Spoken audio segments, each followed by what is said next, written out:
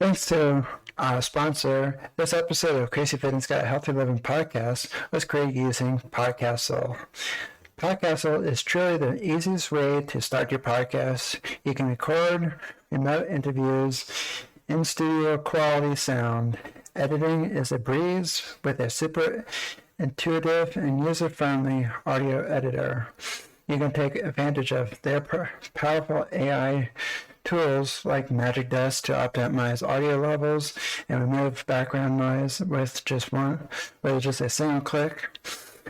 And I also use Podcastle to automatically transcribe my episodes, which not only lets me share the final transcript with all of you, my listeners, on different channels, but it even allows me to use their text editor to clean up any of the episode content I don't like, and I'll correspondingly edit the audio accordingly. Podcastle is amazing, all-in-one platform to create your podcast or any audio and video content. Give it a try at podcastle.ai. That is podcastle.ai. I am what you call an indie podcaster. If I run out of money, there's nobody backing Crazy Fitness Guy. How you can support Crazy Fitness Guy is becoming a premium subscriber to Crazy Fitness Guy Premium Podcast. Our first plan is called Load Crazy. You'll get 100% ad-free content with zero sponsorships and zero commercials. The second plan we have is called Crazy. For $3.99 a month, you get access to full episodes for the full library archives, early access to the shows. All episodes are ad-free, shout-outs on the show, and you will be helping support our mission, and all the episodes are unedited. For the next plan, if you go year-long for $30 a year, they're extremely crazy. You get everything in the crazy plan, plus you'll get access to exclusive members' private Facebook group, and bonus ask me about anything episodes, and you get to suggest topics for the show in the Facebook group. So if you want to help support Crazy Fitness Guy, there's 3 plans starting at $2.99 a month, going up to $30 a year. So it's $2.99. The next plan is $3.99, and then $30 a year. So thank you for all your support for the years, and I'm looking forward to continue making content just for you. Thank you. To become a premium podcast subscriber, click the links in the show notes and see which plan is right for you. Welcome to Crazy Fitness Guy Healthy Living Podcast, where we strive to motivate people who are on the autism spectrum to live healthy lifestyles. If you think this podcast is only for people who are autistic, then think again. Whether you are autistic or not, we have a mix of content from healthy living to everything in between that makes up a balanced and healthy life. Autism is our backbone, and we strive to support the autism community by motivating, inspiring, and educating everyone about what autism is. Please welcome your host, Jimmy Clare, who is a motivational speaker, autism advocate, author, and founder of CrazyFitnessGuy.com. Welcome to another episode of Crazy Fitness Guy Healthy Living Podcast. That's week on Meditation with Crazy Fitness Guy. Today, if I introduce my guest, you can find me on social media at Jimmy Clare Speaker on Facebook and Instagram, and Jim Clare Speak on Twitter. You can follow Crazy Fitness Guy on Facebook, Twitter, and Instagram at Crazy Fitness Guy. And make sure you subscribe to the weekly Motivation with Crazy Fitness Guy on Facebook, Twitter, YouTube, Twitter, LinkedIn, Wisdom App, and Blast Radio. Gosh darn it. And once this episode goes live, you can listen down Apple, Google, Spotify, Spreaker, and wherever you get your podcast. And I'm going to save the rest for later. Gosh, if I can speak. Today, my guest is Krist Morrow, and he is, give me a second, pull out my information. He's a veteran author, award-winning journalist that sold more than 1,200 copies of his book, The Second Son. And he lives in Vancouver, British Columbia. And today we're going to be talking about self-forgiveness. And yeah, we're going to talk about self-forgiveness. Gosh, if I can speak. That's what happens when you your mind is on everything else, Damn. Anyway, let's welcome Matt. Hello. Shakespeare. Hello, Jimmy. Good evening. Shakespeare. So before we get started, can you tell us a little bit about who you are, what you do, how you got started, and why you got started? Shakespeare. Well, like you said, I'm Shakespeare. I'm a disabled Navy veteran. I'm an author. I won some awards as a journalist, and as a photographer in journalism. Also in short fiction and poetry at this couple of universities I went to. Well, not universities, colleges. And I went to and I just moved actually back to the United States. I moved to Shakespeare. I moved to South Carolina like 2 days ago. So this is brand new. Yeah, Shakespeare. Yeah, Shakespeare. I don't know. Did it feel weird when you moved and then you come back over? And does it feel weird? Shakespeare. Yeah, moving from especially moving from Canada, you know, there really is an entirely different personality to most of the people there. They're much more serene, relaxed. I think the healthcare. And everybody here is wound up tight and just always angry. trying to get from one place to another, like trying to capitalize on time as much as they can. I think that's what it is. Shakespeare. I get that. So my first question for you is, how did you come up with the title? Pardon me, I have to look at my notes again. Second song? Yeah, the second song. My brain is all over the place. That's by Shakespeare. It's actually member to the plot. It would be giving it away if I told you what it meant, but essentially, it is loosely a reference to the notion that there's sort of catastrophic climate change, and you know, and all the qualities of a sun. If there were a second one, it's like it's much like the way we see that every year it's getting hotter and hotter. But anyway, the book is an allegory for generational wealth inequality and a bunch of other stuff. But it's an epic fantasy, actually. Sounds interesting. Yeah. I'll definitely check it out. My next question for you is, how does one practice self-forgiveness? Shakespeare. You know, I find that recognizing your worth through the love of others is a very helpful place to start. I think that a lot of people think that, you know, friendship it shouldn't be about reciprocity, but it is.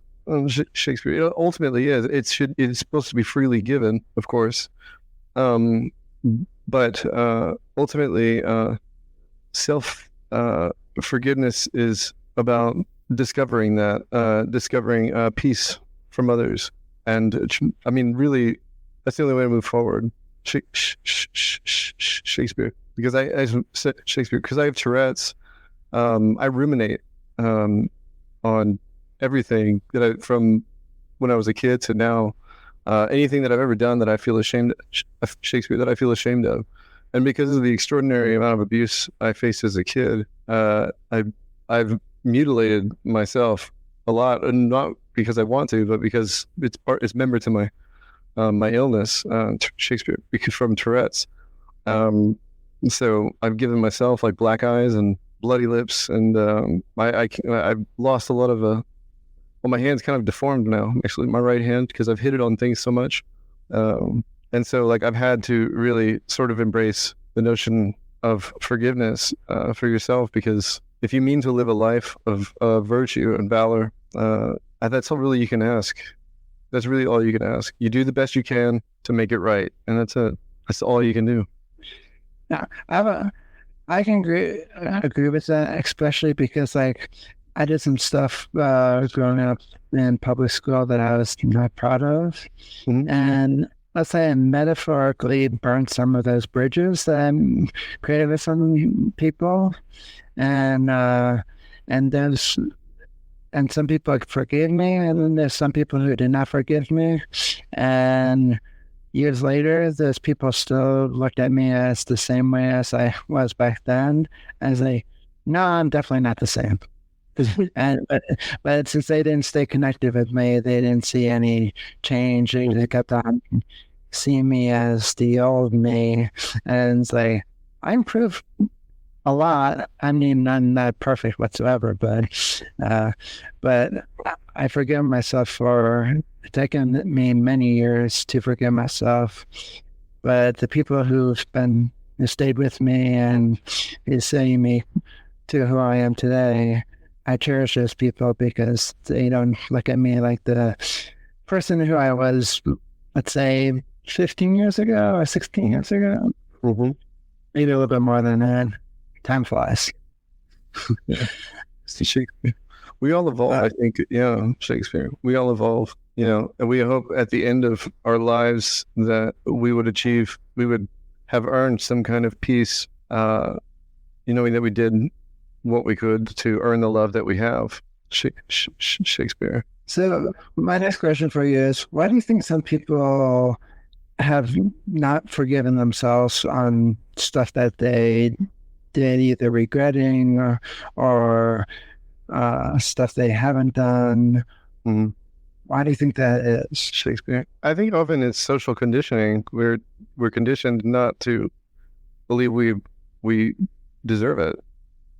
But I don't know a single person who's flawless. Even the people who I know who are extraordinarily kind and charitable have done things that would not flatter them at all in front of if it were discovered, if people knew about it, right? But we all we all share in that, I think. And so I think that we should take some solace in the notion that it's universal, that failure is universal, especially towards one another, like failure towards one another and failure to maintain harmony. I don't know, an ecosystem of peace, right? Shakespeare. And yeah, Shakespeare. I agree with that too. I also believe that.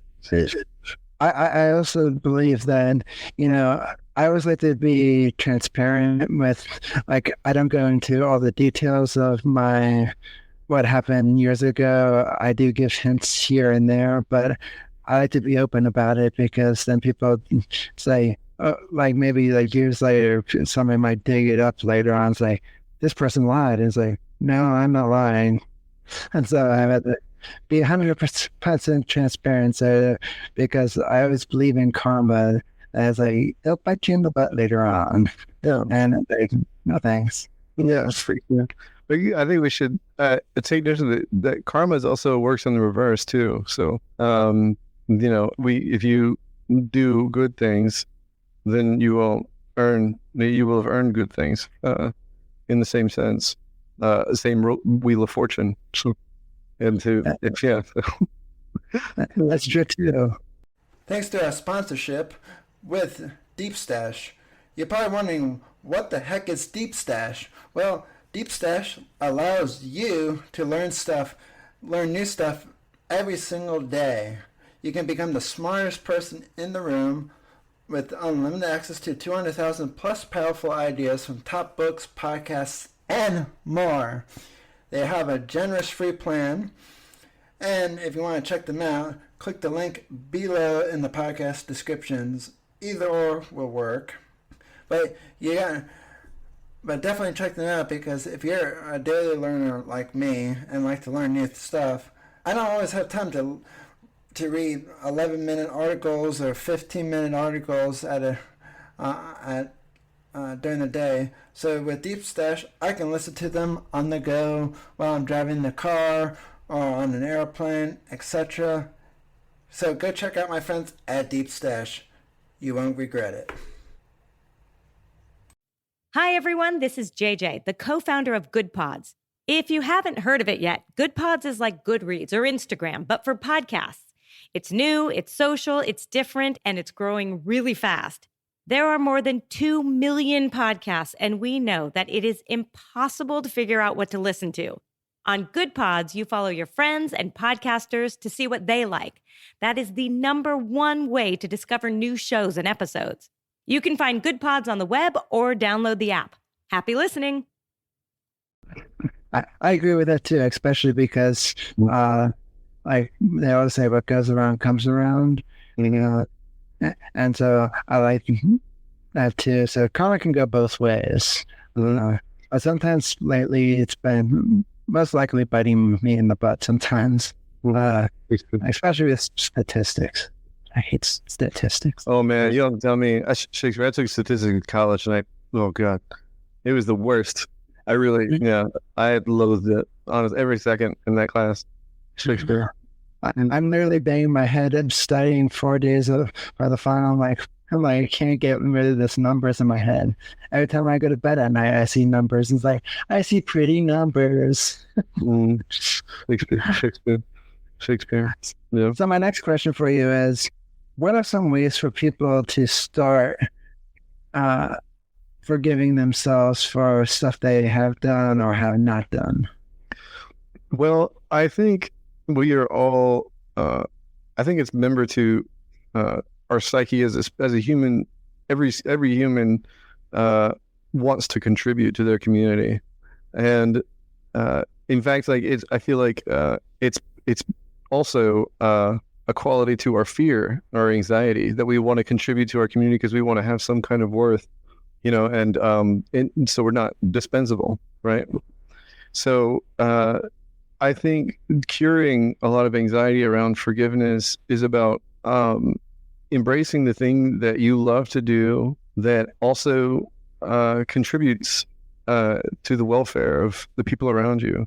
So to do a great deal of work and to do it selflessly and do it with affection and do it with discipline.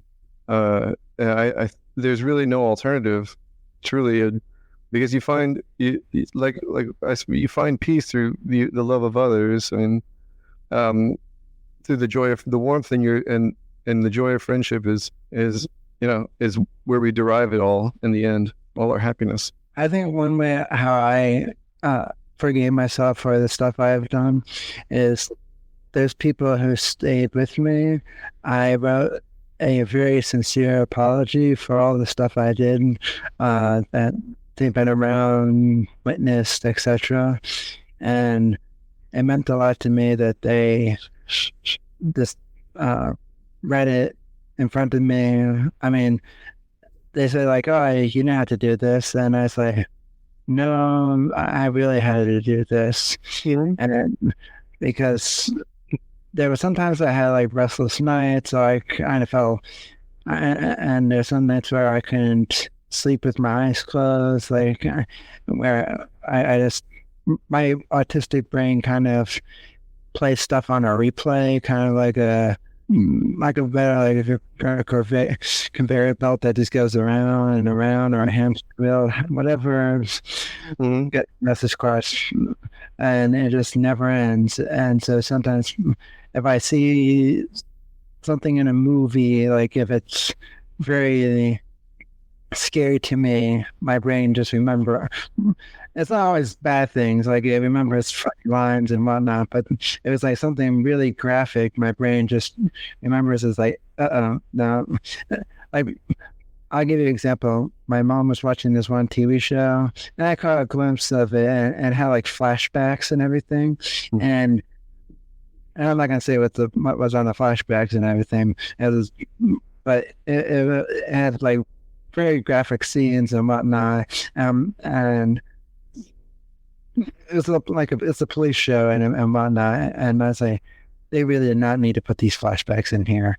As it's one thing, it was like a pre-recorded video, like a part of the story, but they didn't need to put the whole flashbacks and had to see every little nook and cranny that was happening. I was like, no thanks. But that stayed in my mind, and there was a few nights where I had like really bad dreams. It's like, okay, next time when my mom's watching this show, I'm leaving the hell out of this room. Yeah. Just because my brain will play it on replay, and it's like, I don't need this. Yeah, Shakespeare. So my next question for you is, how do you practice forgiveness, and how do you practice forgiving others?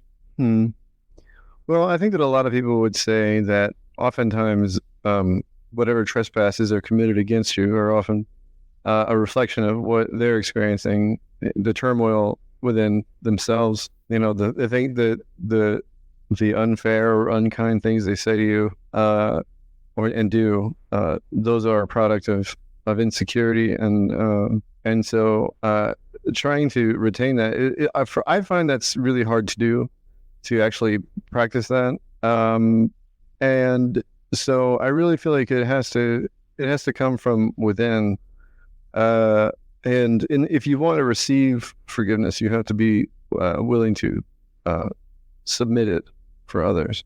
I think that's really the only way. I mean, you have to have a mentality, like you have to cradle. You know, it has to, your life and your consciousness and your habits have to live in a cradle of forgiveness.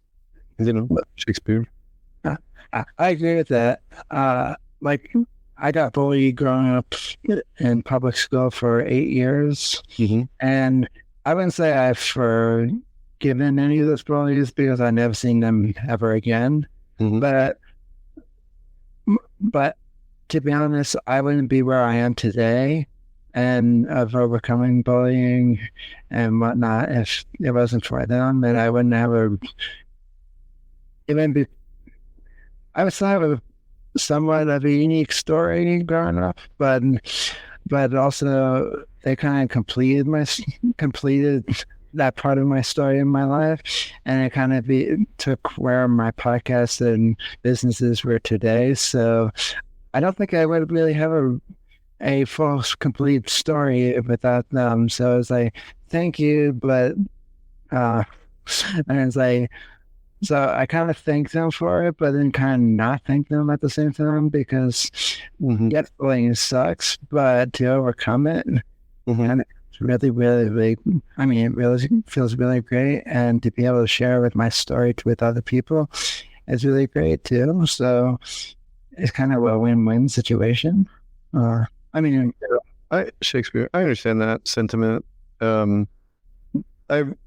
do like, it's funny because people often who have like been on the receiving end of horrible trauma from the loved ones, people that I don't believe that forgiveness is meant to be so thorough that you still allow some of these people to remain in your life.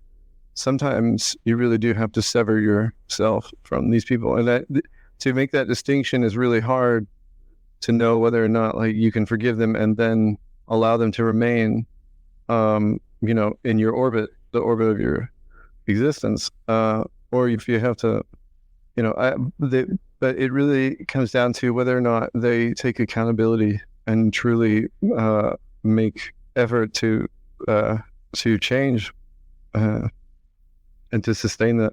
I don't know, Shakespeare. I like what you said there, because I could have some people in my life who, let's just say I had a friend who was there for me during bullying when I was in school, and they served a purpose. But years later, we kind of just drifted apart. Now follow each other, just different stages of our lives. But I kind of just let her go. I mean, kind of let the person go, just because I didn't need the person anymore, and she just wasn't there for me. That person wasn't just there for me anymore. So I was like, so I just quietly just left it behind, and I said that person served for a time being, and the memories will always be there, but I don't need that person in my life anymore. Yeah, the death of a relationship feels strange. It feels like a strange part of you dies too, right? Like some part of you, perishes in the same with that memory. But that's not true.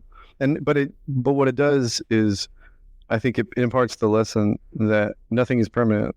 And so, like you just said, like you had a lovely friendship with someone who afforded you some defense in times when you needed it. But if a heart surgeon repairs your heart. They don't keep following you around ready to perform surgery again, right? Yeah. They don't do that. And so That'd be kind of weird. well, yeah, and so I mean, sometimes you have to think of people like that who you aren't wholly compatible with, but who in some way want to provide some kind of social service for you and you for them. Yeah.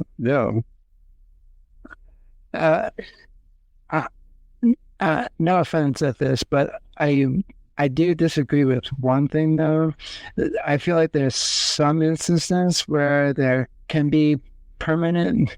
Like I have two really, I mean, I have many close friends, but I have these three friends who I've been friends with for, I think one of them I've been friends with since like for 30 years.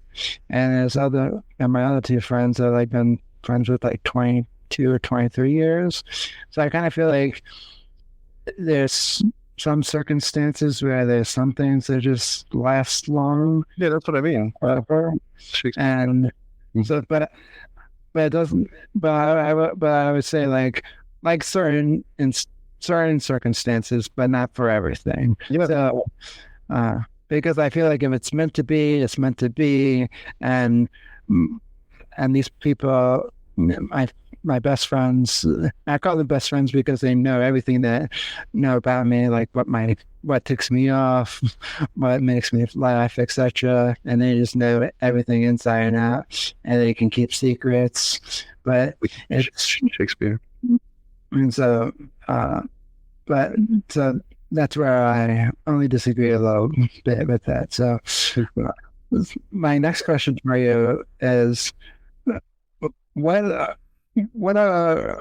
do you think some people, if someone was listening to this podcast episode right now, what do you think people should take away from this episode about being like the most, let's say, 3 takeaways of what people should learn about self-forgiveness? Gosh, I speak. Well, in my book, actually, I have a quote at the end of a paragraph that I wrote that I can't quote. I have an excerpt that I know, but it's very short. It's the justice and redemption are folly, but to seek them is not. And that's an important. That's imperative to remember that you will never achieve perfect justice, and you will never be wholly redeemed, ever. In the eyes of everyone, it's just impossible. But that does not mean you can give it up. It's the pursuit, anyway. I think that meditation is an important thing to do to reduce the amount of stimulus you get, just in general. The internet can be a distraction place. It's full of distractions like social media, shopping, and so many more websites that are very distracting, just like video games and whatnot. But it's just all over the place. So much noise going on. Well, with a blocker tool like Freedom Blocker, it can block all those distraction websites that you find distracting. I block RuneScape, Facebook, Twitter, and all the social media marketing tools. Without Freedom Blocker, I wouldn't be able to run CrazyFitnessGuy.com because I'd be distracted all day long. But thanks to them, so I'm no longer distracted. Visit the web link in the show notes for more information about Freedom Blocker, for more information about what they do, what they are, and whatnot. And the best part about Freedom Blocker, you can use it on all of your devices: Apple, Windows, Macs, tablets, and more. Visit them to learn more information. I am what you call an indie podcaster. If I run out of money, there's nobody backing Crazy Fitness Guy. How you can support Crazy Fitness Guy is becoming a premium subscriber to Crazy Fitness Guy Premium Podcast. Our first plan is called Low Crazy. You'll get 100% ad-free content with 0 sponsorships and 0 commercials. The second plan we have is called crazy. For $3.99 a month, you get access to the full episodes for the full library archives, early access to the shows. All episodes are ad-free, shout-outs on the show, and you will be helping support our mission, and all the episodes are unedited. For the next plan, if you go year-long for $30 a year, they're extremely crazy. You'll get everything in the crazy plan, plus you'll get access to our exclusive members' private Facebook group, and bonus ask me about anything episodes, and you get to suggest topics for the show in the Facebook group. So if you want to help support Crazy Fitness Guy, there's 3 plans starting at $2.99 a month, going up to $30 a year. So it's $2.99. The next plan is $3.99, and then $30 a year. So thank you for all your support for the years, and I'm looking forward to continue making content just for you. Thank you. To become a premium podcast subscriber, click the links in the show notes and see which plan is right for you. Hi, everyone. This is JJ, the co-founder of Good Pods. If you haven't heard of it yet, Good Pods is like Goodreads or Instagram, but for podcasts. It's new, it's social, it's different, and it's growing really fast. There are more than 2 million podcasts, and we know that it is impossible to figure out what to listen to. On Good Pods, you follow your friends and podcasters to see what they like. That is the #1 way to discover new shows and episodes.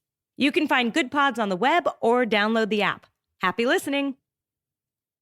And to confide in your friends and loved ones, truly and completely. I like that quote, especially because, it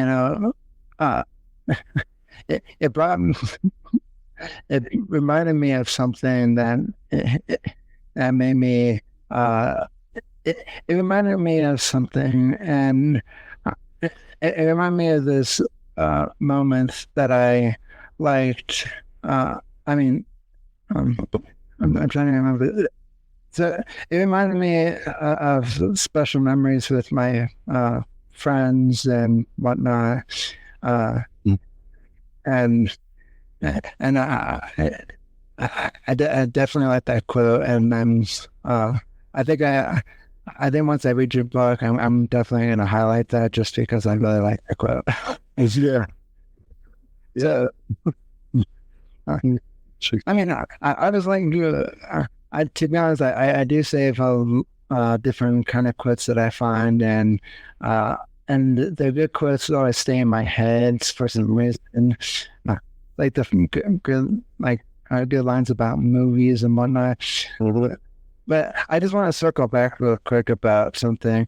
You said that some of the you were saying, and I might screw up the wording here, so my apologies. You were saying how there is no, how did you put it up? There's no perfect ending or whatnot. Or perfect. They will never be wholly redeemed. Yeah. And so I wanted to ask you, just kind of like a tongue-in-cheek joke. So you mean our life is not like a soap opera or one of those fantasy Netflix films or TV shows? You mean the perfect ending like that? Yeah, that nuance to that, right? Yeah, it seems everyone rides off and is able to chase an eternal dawn, the golden sunset for some. Yeah. Or going after those the evil villain, lack of better word, the villain of the TV show is like, I'm gonna go chase after them. It's like that's the worst possible idea. No. It's like that's like saying, for an analogy, that's like saying, let's bring a knife to a gunfight. That's a good idea. No. Yeah, being careful with how you apply, morality is also, I think, is important too, for the same reason. When we talk about villains, I have a Shakespeare. I have a character who, in the book I'm about to publish in a couple of weeks, It's volume 3 of this series. It's the sequel to the one I've already published, my first one. And he's a character whose father was enslaved, and his mother is someone who is part of the aristocracy, and he's sold into slavery, and he is as a kid even, and then he tries to run away, and his mother sells him to someone else, his own mother, and then he does horrific things through his life, and so when you hope and when you see those things and him becoming an adult and all the terrible things he did, you still, in the end, you still feel a kind of bit ambivalent, because you know this was his genesis and it was so awful, and you can't help but to feel like even if he did monstrous things, that we deserve to acknowledge that history, you know, and to submit that, I mean, just a grain of forgiveness, in the sense that, you know, that we can see the consequences, and we try to advance those onto our future circumstances, so that we can prevent that from happening again to someone else. So my next question for you is, when does your book come out? Shakespeare. My first one, The Second Son, volumes 1 and 2, it came out last year in Shakespeare in February, and the Shakespeare volume 3. That one is actually the Indie Book Awards. It's called the Next Generation Indie Book Awards, I think, or it used to be the International Indie Book Awards. They are releasing the results of that in the next week or so, and depending on how well I did, I'm hoping that I did very well. I wanted to publish at the same time. You know, if I ended up winning, then I thought it would be fun. So I've been holding off on publishing it. I've already finished. In fact, I'm about 14. I'm over 14,000 words into volume 4 already. You know, just, like some comparison, The Hobbit's 98,000 words. So, yeah. I can never get into the Lord of the Rings books. I got into the movies, but yeah, I think, like, no offense to Tolkien, but he describes some of the blades of grass like at least 1,000 different ways, and I was like, got it. Can you describe the room in just like maybe 3, like maybe 2 sentences, and I can picture it, but I don't need to go over that every single hardware detail. And have you seen Game of Thrones or read it? I haven't ever seen the Game of Thrones, and I tried reading the Game of Thrones, and I feel like my cousins who really love like all the medieval stuff, so it's like, Jimmy, you gotta read this. It's so hyped up. And I got to like the halfway point. I mean, not even less. I got even less than halfway point on the first Game of Thrones book, and I was like, can I get my money back? Yeah, I'm Shakespeare. Well, I was only going to say that the structure of it of my books is really similar to Game of Thrones, in that it's 3 different parts of the world with 3 different groups of characters that come together, and you learn how they come together, or rather how they're related, rather, and just so but also the spirit of Tolkien, in that anyone, however big or small, can achieve extraordinary things. You know, yeah. like, and for my lessons, I'm not like making fun of Tolkien or the Game of Thrones. It wasn't for me. It was not for my liking. So I mean, it's great that they can create such an imagination world like that, and I give them all the credit in the world. I'm just saying it's just not for me. So I have all the respect for the authors, because those people are impressive who can write so many gosh darn words. Where I know I could write, but I don't know if I can write a book. Yeah, Shakespeare. It's a lot of work. It is. And to do it well is even harder. Yeah, and I it's like, and just seeing James Patterson just magically 1 book a week, and like, are you sure you're not a robot, James Patterson? Like, he's like a well-oiled machine, like doom. Yeah, I think I'm fairly certain that he does he has other writers that help him. They do part of the work. Yeah, probably. So my last few questions for you is, who's your favorite podcaster and why? And feel free not to say me. Shakespeare. Man, I don't know. I honestly, I I actually really like Conan O'Brien. I think he's really funny. And Carl Pilkington, he's part of the.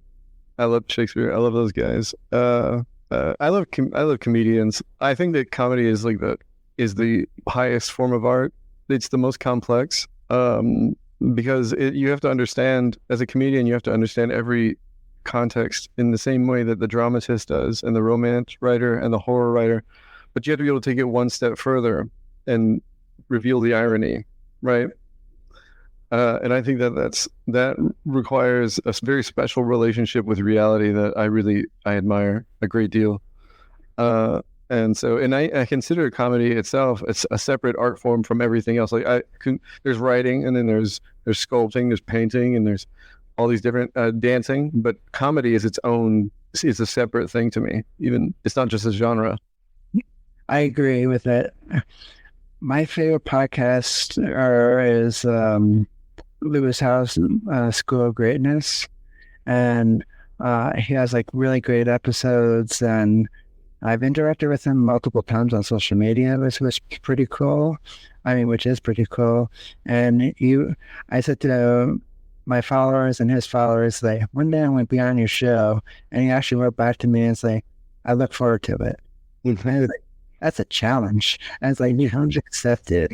And it was funny. I had a podcaster who came on my show. He actually got to meet Lewis Howes, and I didn't have enough. We didn't have enough time in the episode to talk on how he met him. But it's I want to meet him so damn bad. Lewis Howes, if you're hearing this, I want to meet you so badly. I mean in person, not just on screen. That'd be really cool.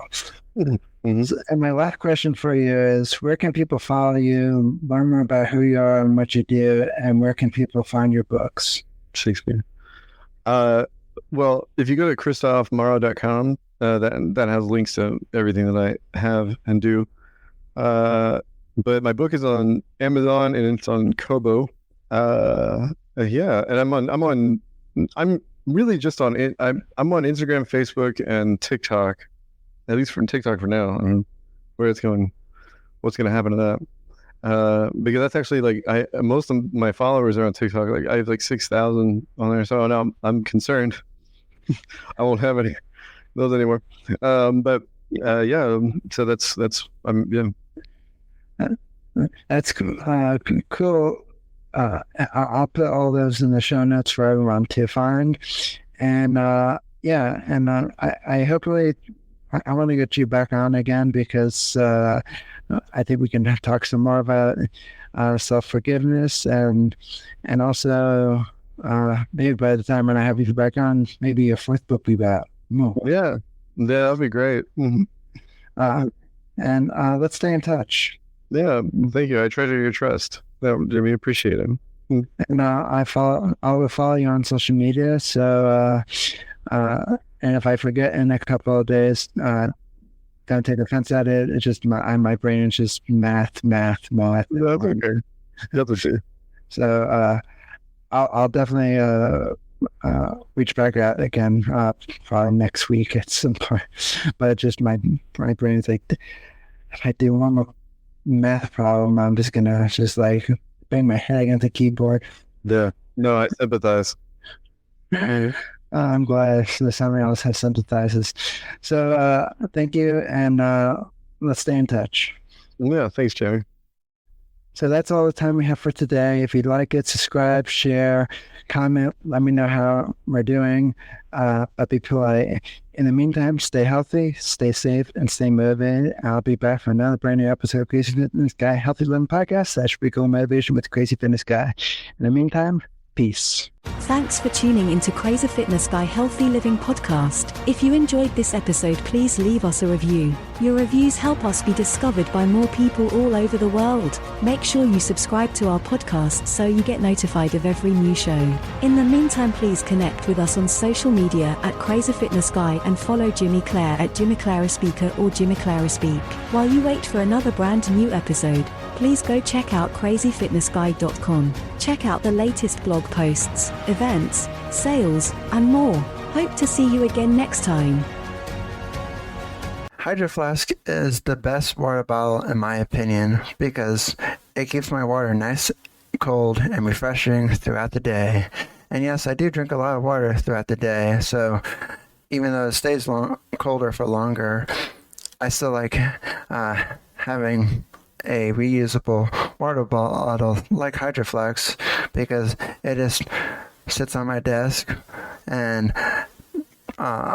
and reminds me, hey, you gotta drink water. And Hydro Flask, it keeps it cold longer, which makes me want to drink more water throughout the day because, you know, there's nothing worse than drinking warm water.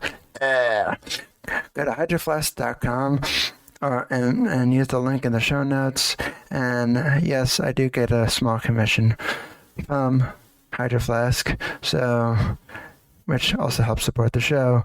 So tell them I sent you, use the link below, and check out hydroflask.com for more information.